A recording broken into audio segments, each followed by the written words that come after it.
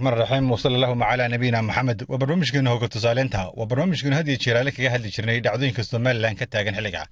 برنامجku intii muddo kala go ayaa ku yimi tan iyo wixii ka dambeeyay doorashooyinka Soomaaliland ka qabsamay muddo hadda 7 bilood ku siman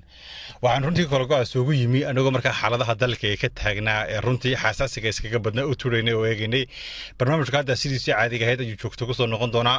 halkii uu Jimcaale ka ahaa Sabtilan ka dhignay habeen walba Sabtiya inuu ay xadii soo galayso ayaa barnaamijka oo 10 daqiiqo ka kooban aad daawan doontaan waxa barnaamijka ka dhageysan kartaan bogaan ku leenahay Facebook ee Somaliland Live Media iyo sidoo kale waxa ka dhageysan kartaan iyana bogeena YouTube ka caanka ee Somaliland Live Media oo kumanaan kun oo qof ay runtii kaga xidhan yihiin barnaamijkan si toos uga socon jireen in barnaamijka waxaanu kaga hadlaynaa toddobaadyada soo socda xaaladda guud ee Somaliland oo si guud u eegayno inagoo marka qayb soo qaadanayna 7 bilood kadib waxa inoo qabsamay iyo waxa inaga qarrimay intaba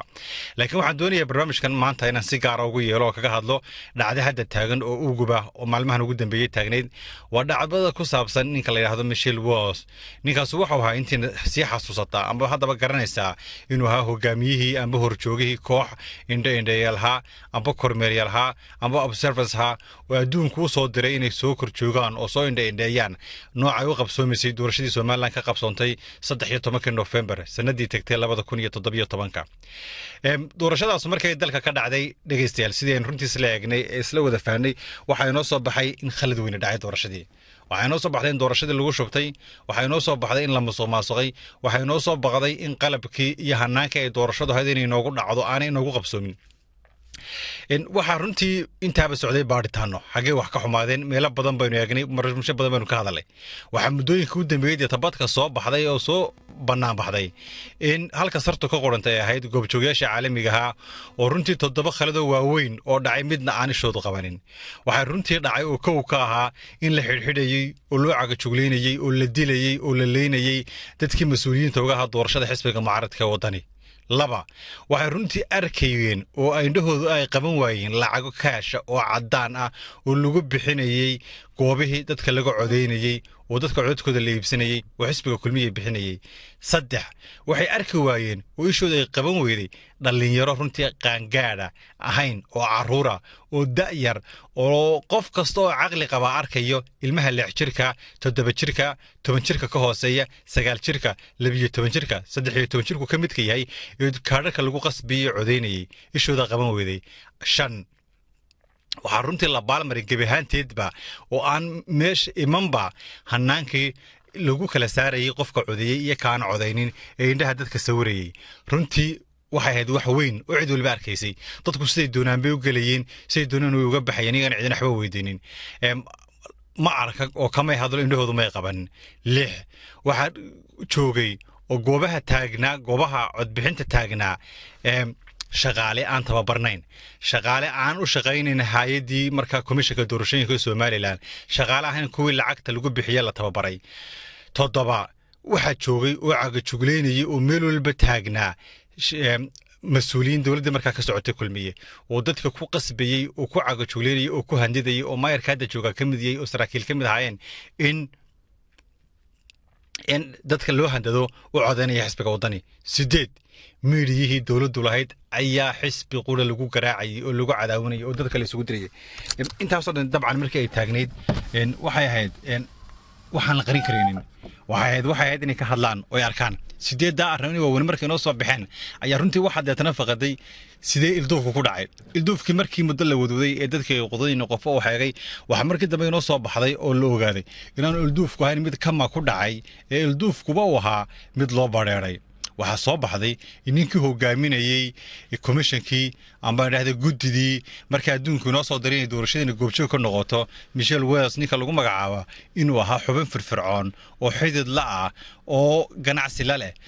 oo xiriir la leh xisbiga kulmiye xubno kamid ah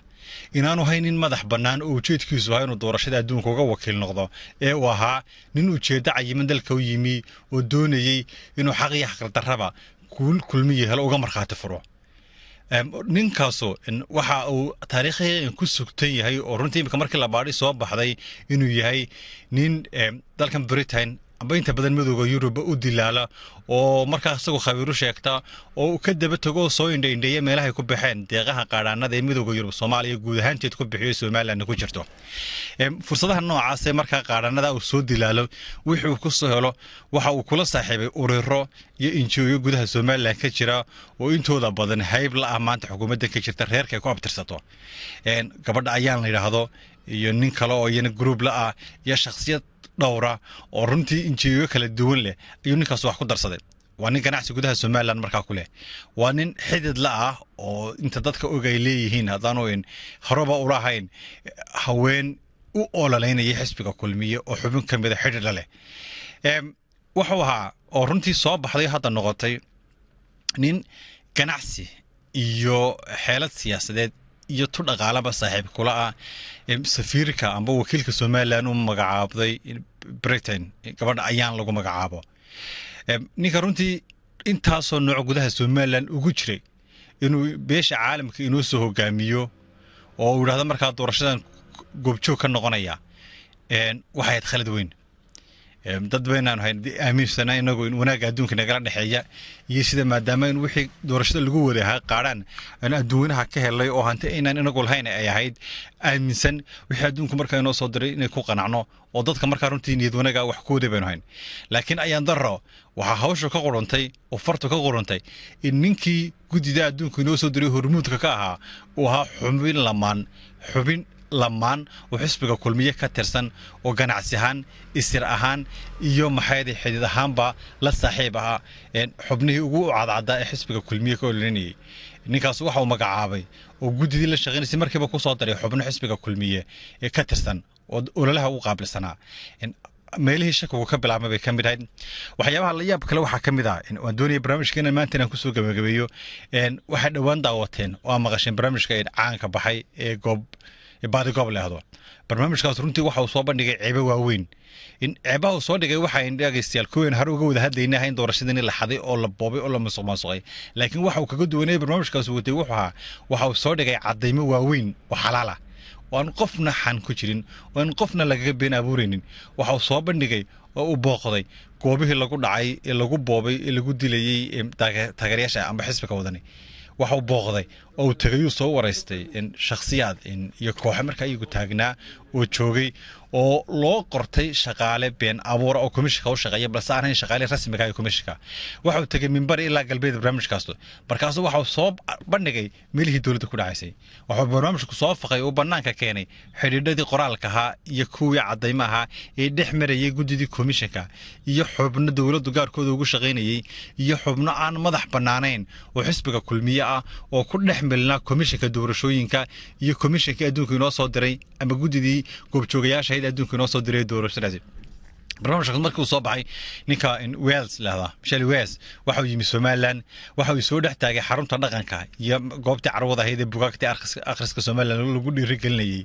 waxa looga dhiibay warqad isla goobta lagu dhex qoray oo mar labaad isaga lagu magac dilay oo mar labaad dad wax magarati qoreen warqadda waxa ku qoran in barnaamijkaas soo baxay eedihii ku dhex jiray ay ka dambeysay beeshii garxaajis ee Portugal wax ku shirtay in eedihii barnaamijka soo baxay uu ka dambeeyay xisbiga wadani hadda dhageyso 7 bilood ka hor baa doorashada la qabtay hadda dhageyso 7 barnaamijku 4 week ka hor buu soo baxay intaan beelaha garxaajis shirin waxa weeye runtii amuura aan isku salfadhiin waxaan islahayn hawl aan isku ganayn waxa ninkaas inoo soo bandhigay oo ina tusay sida maalintii horena loo watay maantana loo wato oo dabeer rag u raranyay ah oo runtii inta qole adeegsato ay diratay maantana diranayso waninka in adduunka u matalayay guddi indheena oo xubnaka ayaa maanta intii uu soo taagay gudaha Soomaaliland carwadii akhriska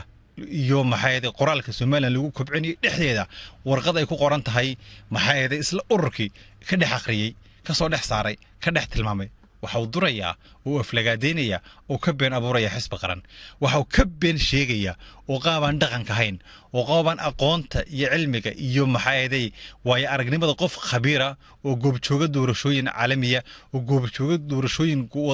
goobo colaada ka dhacaya oo doorashooyin goobo soo korayo dimuqraadiyadoodu ahayn loo soo wakiishay inuu runtii qabaayla faraha la galo waxa si cad uga been abuuraya qabiilkii beelaha garxajisa buurta gaalnimada ku shiray oo runtii arrinta doorashada iyo arrinta xisbiga murmaya iyagu reer ka ahaa iyagu dad ka ahaa iyagu qabiil ahaa kulmiye ucud iyo wadaniinta cod siiyay iyagu waxay gaalnimada kaga shireen arrin ahaa runtii ninkaas waxa uu faraha la soo galay ee uu muuqanayay waxa ay noo soo saartay in la watay ahaa